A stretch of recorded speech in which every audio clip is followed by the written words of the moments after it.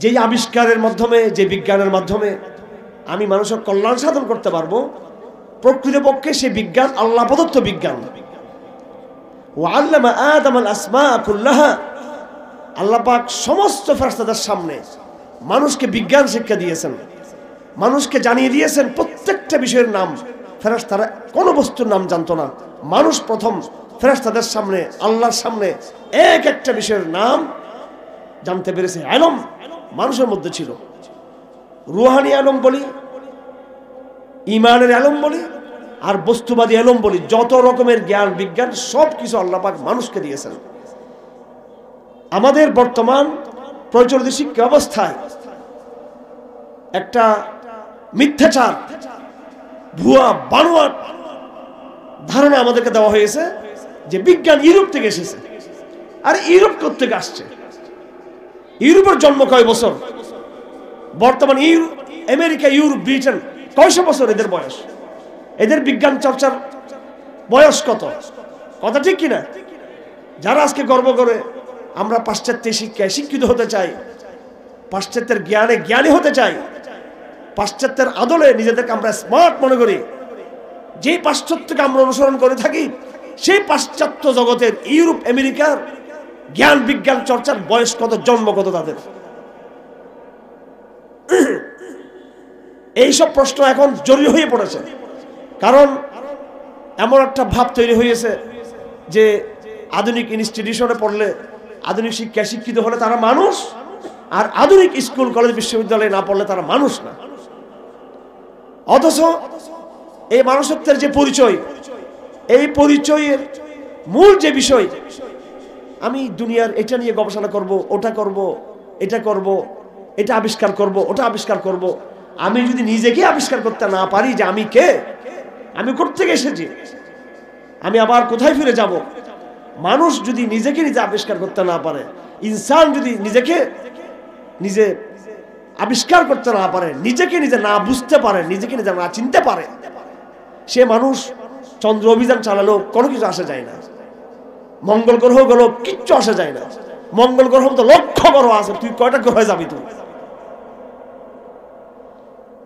তো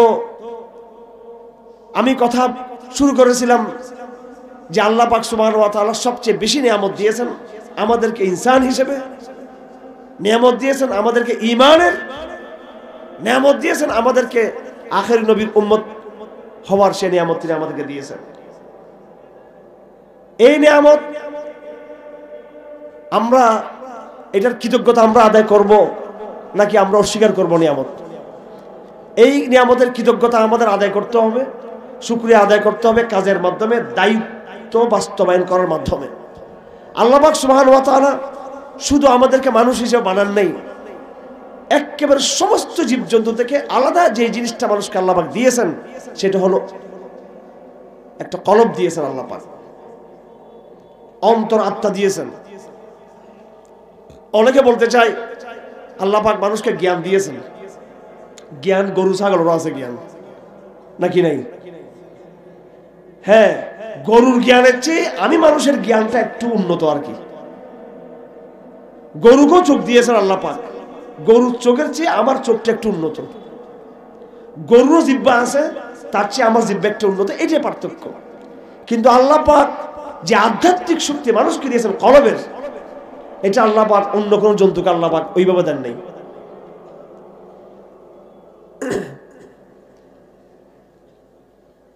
অথচ তার বিপরীত দুঃখজনক সংবাদ হলো, দুঃখজনক ব্যাপার হলো, যাদের জ্ঞান কম, যাদের আকল কম, যাদেরকে আল্লাহ পাক কোনো রুহানি শক্তি দেন নাই, কলবের কোনো শক্তি দেয় নাই, যে জীবজন্তুগুলোকে, পাথর, পাথর তো অনুভূতিও নেই, জ্ঞান থাকা দূরের কথা, কোনো অনুভূতি নেই পাথরের, গাছ, তরুলতা ইত্যাদি ইত্যাদি, এগুলো তো জন্তুর চেয়ে আরো নিকৃষ্ট।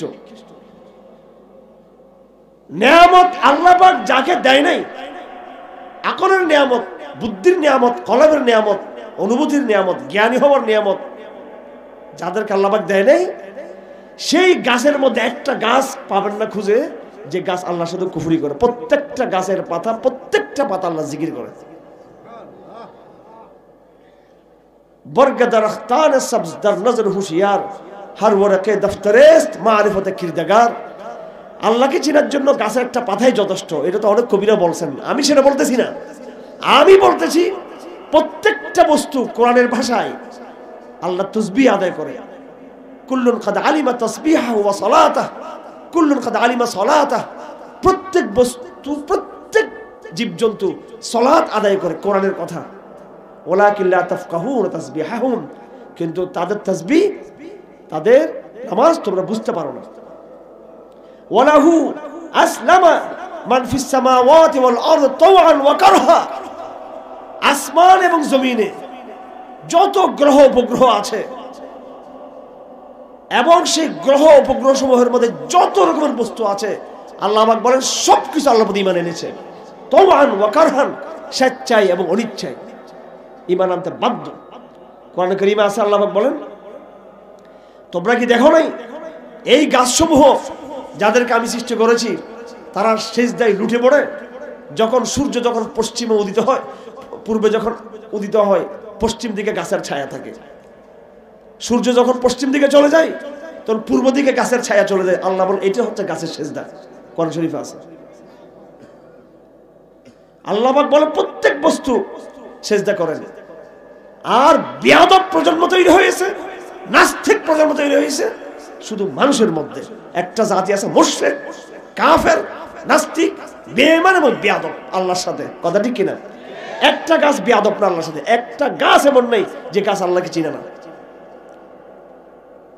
কুকুর পর্যন্ত, বিড়াল পর্যন্ত, ইঁদুর পর্যন্ত, সাপ, প্রত্যেকটা সাপ পৃথিবীর আল্লাহর মারফত আছে তার মধ্যে, সে আল্লাহকে চিনে। হাদিস শরীফে আছে যখন জুমার রাত যখন হয়, জুমার সকাল যখন হয়, কুল্লু মুসাব্বিহুন ইয়াউমাল জুমআহ ইল্লা সাকালাইন, একমাত্র জিন এবং মানুষের এই দুটো জাতি যারা সবচেয়ে বেশি জ্ঞানী তারাই শুধু জুমার দিনকে পাত্তা দেয় না। অথচ এই জুমার দিনে যখনই জুমার দিন হয় প্রত্যেকটা বস্তু ভয়ে আতঙ্কিত থাকে। গরু, ছাগল, মহিষ, ভেড়া, সাপ, বিচ্ছু, কুমির সব কিছু ভয়ে আতঙ্কগ্রস্ত থাকে যে কিয়ামত হয়ে যাচ্ছে কিনা, কারণ জুমার দিন কিয়ামত অনুষ্ঠিত হবে। এদের ফিলিংস, এদের অনুভূতি, এদের মারফত, এদের আল্লাহকে চিনার সে শক্তি স্পষ্ট, নিখুঁত, নির্ভুল, নির্ভেজাল, ডাইরেক্ট আর আল্লাহকে চিনে, আল্লাহর মারফত আছে। আমার ভাইয়েরা, একদম বৈজ্ঞানিকভাবে বলতে চাই আমি, দার্শনিকভাবে আমি দাবি করতে চাই আমি শুধু মোল্লা না, দর্শন পড়ে আসছি, আমি বিজ্ঞান পড়ে এসেছি এখানে, দার্শনিকভাবে বৈজ্ঞানিকভাবে বলতে চাই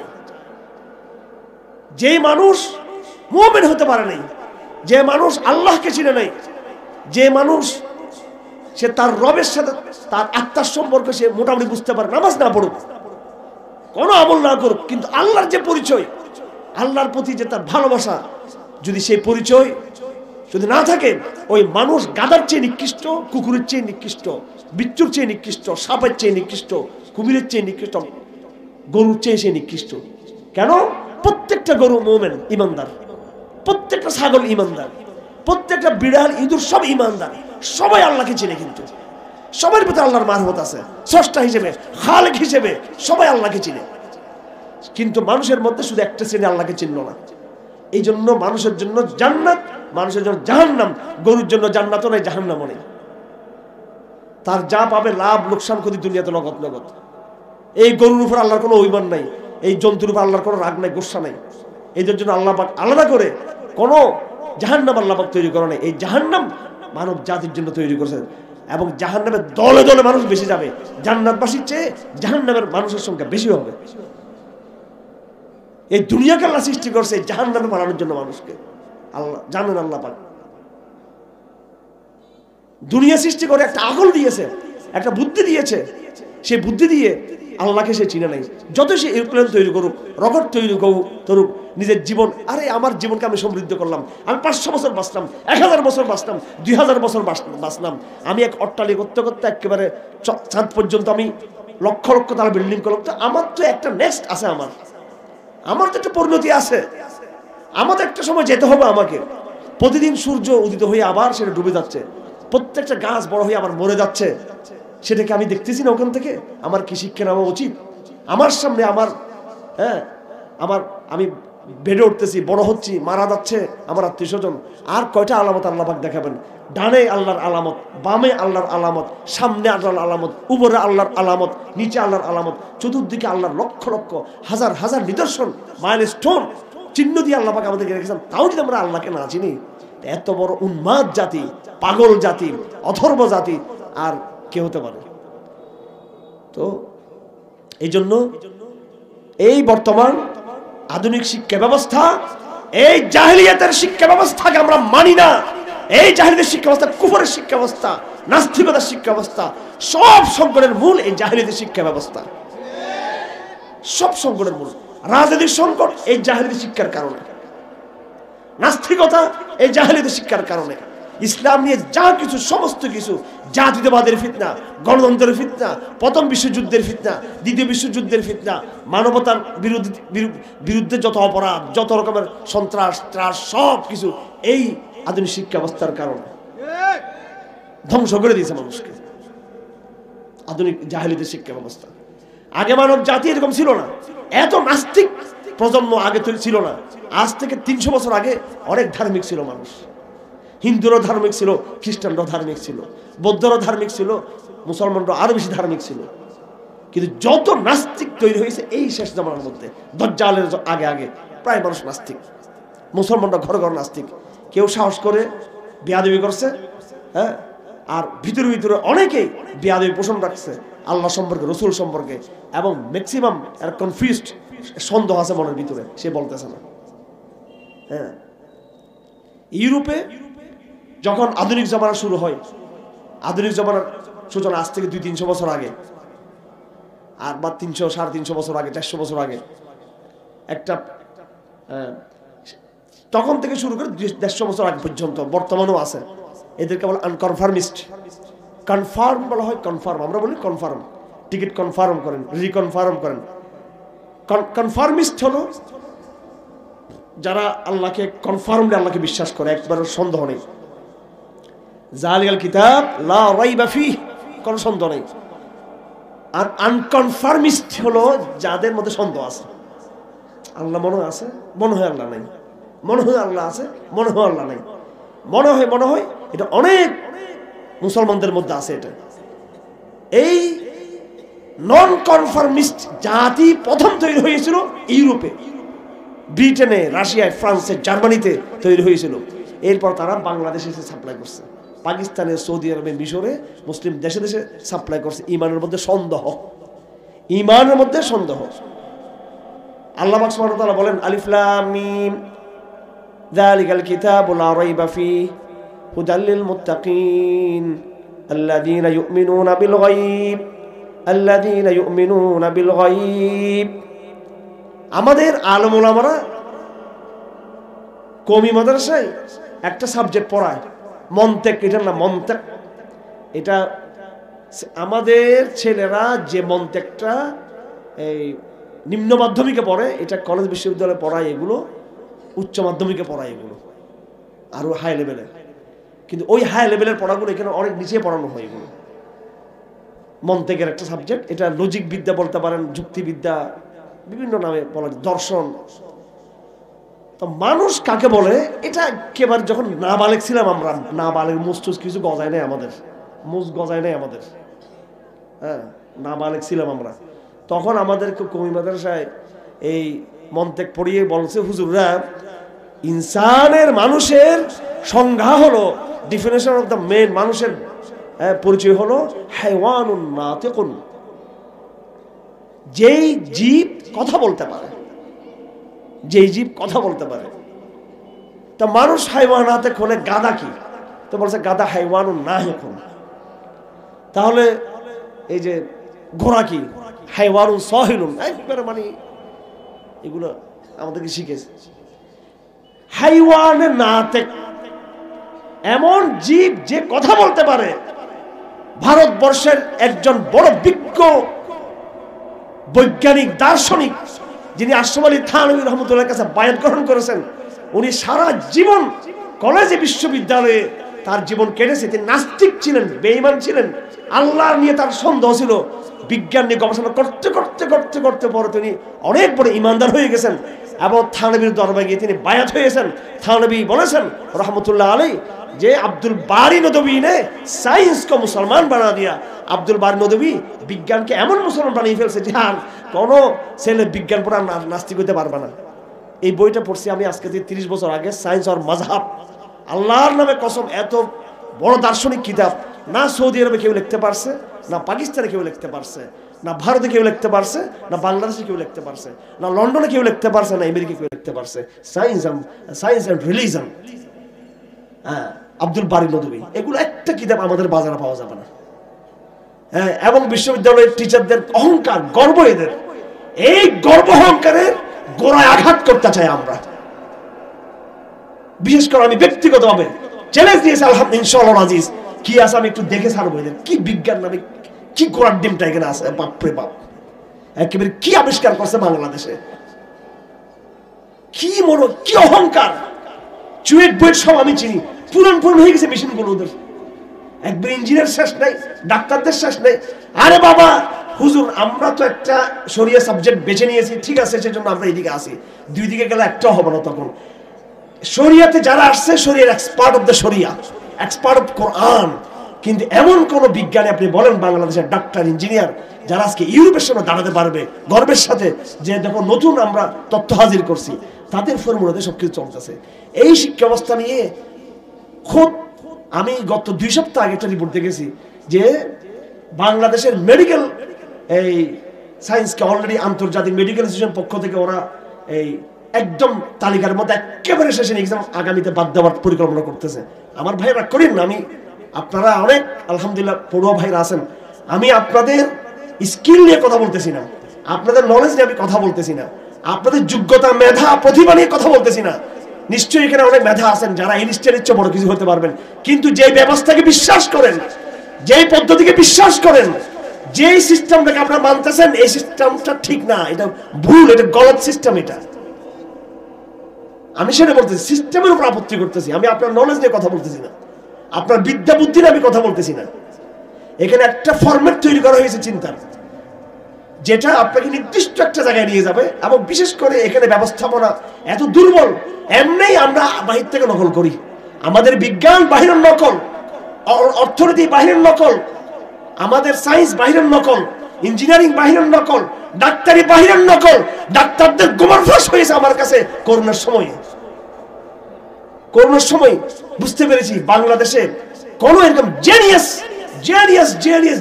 ব্যক্তির জন্ম হয় নাই যে করোনার গোমর ফাঁস করবে। আসলে অতটুকু ছিল না যতটুকু তারা ভয় দেখিয়েছে, আমাদেরকে খামাখা ভয় দেখিয়েছে। আর মোল্লাদের হুজুরদের ইমানও দুর্বল হয়ে গেছে তখন। ডাক্তার হু, এই তাগুত সংস্থা, বিশ্ব স্বাস্থ্য সংস্থা, হু আরেক তাগুত সংস্থা। মনে রাখবেন, একটা কথা বলে দিচ্ছি আপনাদেরকে, অনেকে আপনারা বর্তমান স্বাস্থ্য বিজ্ঞানকে অনেক বড় চোখে দেখতে পারেন। বর্তমানে রাজনীতি, অর্থনীতি, স্বাস্থ্যনীতি, শিক্ষানীতি সব এক জায়গা থেকে পরিচালনা করা হয়। এমন এক শিক্ষা, এমন এক স্বাস্থ্য ব্যবস্থা পরিপূর্ণ আপনাকে বস্তুবাদী বানিয়ে ফেলছে, আপনাকে আল্লাহ থেকে বিচ্যুত করে দিয়েছে। এবং এই মেডিসিন গুলো যে মূল যে উপাদান, সেটাতে আবার ব্যবসায়ী ধান্দাবাজরা যুক্ত হয়ে, পুঁজিবাদীরা যুক্ত হয়ে কোনোদিনও এই এলোপ্যাথিক সামগ্রী, উপাত্ত ওষুধগুলো আপনাকে স্থায়ী সমাধান দিবে না। আপনাকে এরা সাময়িক ট্রিটমেন্ট দিবে আপনাকে। এটা অবশ্য বিজ্ঞানীদের দোষ না, যারা ডাক্তার, মূল চিকিৎসক, তাদের দোষ না। তারা তো ফর্মুলা দিয়েছিল একবার খাবেন তো সারা জীবন ভালো হয়ে যাবেন। কিন্তু ওই বিজনেসম্যানরা, কর্পোরেট ধান্দাবাজরা, পুঁজিবাদীরা ব্যবসা করার জন্য তাদের ওইটাকে, মেডিসিনটাকে সিস্টেম করে এমনভাবে বাজারজাত করেছে, প্রত্যেকটা ওষুধ কোম্পানি ধান্দাবাজ কোম্পানি। এখন খুব খারাপ লাগবে ওনাদের কথাগুলো। ওষুধ কোম্পানিগুলো ধান্দা, এটা বাংলাদেশের কথা বলে কোনো লাভ নাই, কোনো লাভ নেই বাংলাদেশের কথা বলে। কারণ এটা পুরোটাই ওনার বাহির থেকে ওনারা মূল মেডিসিনের জিনিসগুলো নকল করে। কোকা কোলা, পেপসি, এগুলোকে বাংলাদেশের নাকি বাহিরের। ঠিক কোকা কোলা, পেপসি যেমন বাইরের, সেটা যদি এখানে প্যাকেটজাত করা হয়, সেখানে মূল যে উপাদান, একেবারে মেন ইনগ্রিডিয়েন্টস যেটা, এটা কোনোদিনও এখানে তৈরি হয় না, কোনোদিনও এরা জানে না সেটা, এটা বাইরে থেকে আসে, সেটাকে এখানে এই সিস্টেম প্রক্রিয়াজাত করা হয় এখানে বাংলাদেশে। সেটা এখানকার কোকা কোলার চেয়ে ভারতেরটা আরো দেখবেন ভালো এবং কাতার, দুবাই, আমেরিকার গুলো আরো আরো আরো উন্নত। কেন? এটা ইনগ্রিডিয়েন্টস যেটা আছে সেটা অতটা পিওর হিসেবে বাংলাদেশে এখানে দুর্বল হয়েছে, যেন এখনো তার মূল এটাও দুর্বল। Coca Cola, Pepsi, Fanta, 7 Up এগুলো যেমন বাহিরের নকল, এখানে শিক্ষা ব্যবস্থা বাহিরের নকল, ব্যাংক ব্যবস্থা বাহিরের নকল, গণতন্ত্র বাহিরের নকল, রাজনৈতিক ব্যবস্থা বাহিরের নকল, জাতীয়তাবাদী চেতনা, শিরিক সবগুলো বাহিরের নকল। এটা জাতীয়তাবাদের ফান্টা কোকা কোলা, গণতন্ত্রের ফান্টা কোকা কোলা 7 আপ, হ্যাঁ, বিজ্ঞানের নামে ফান্টা কোকা কোলা 7 আপ, একবারে সবকিছু ওদের। পানিও যেভাবে আমাদের খাওয়ানো হচ্ছে বাজারে, ঠিক কলেজে, বিশ্ববিদ্যালয়, প্রত্যেক ফ্যাকাল্টিতে বিভাগে বিভাগে বাহির অনুকরণ করা হচ্ছে। এটা হচ্ছে এই জমানার সবচেয়ে বড় বিপজ্জনক বাস্তবতা, যেটা আমরা মানি অথবা না মানি। আমার কথা হয়তো মোল্লা হিসেবে আপনি না নিতে পারেন, আমি এটাকে দার্শনিকভাবে তথ্য দিয়ে উপাত্ত দিয়ে প্রমাণ করতে পারবো। এবং আজ থেকে 100 বছর আগে একজন ইহুদি গবেষক মোহাম্মদ আসাদ, তিনি বই লিখেছেন রুট টু মক্কা। তিনি পাশ্চাত্যের দর্শন, মতবাদ, আদর্শ ত্যাগ করে দিয়ে, ছেড়ে দিয়ে, তালাক দিয়ে ইসলাম তিনি গ্রহণ করেছেন তিনি, এবং বই লিখেছেন রুট টু মক্কা। এই আমাদের কলেজ বিশ্ববিদ্যালয়ের ছেলেরা কেন এই সমস্ত বই পড়ো না? খালি হুমায়ুন আহমদ, হুমায়ুন আজাদ, অমুক তমুক এই সমস্ত বই পড়ে কি শিখতেছো? কোরআন ডিমের।